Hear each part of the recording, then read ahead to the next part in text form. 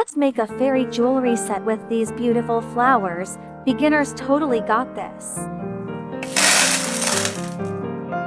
Some ball head pins and pliers. Thread the head pin through the center of the flower.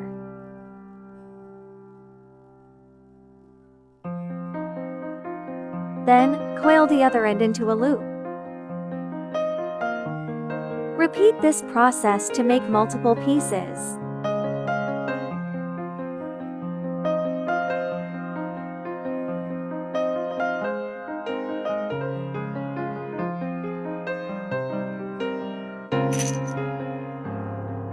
Cut a loop of memory wires. Now we just need to thread the beads and flowers onto the memory wires.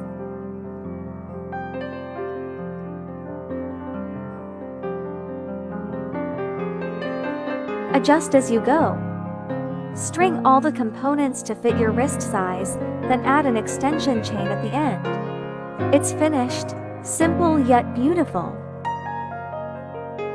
Obsessed, this pink-green color combo is chef's kiss. It's also a great idea to make matching rings and earrings. A dreamy pink-green gradient jewelry set is done.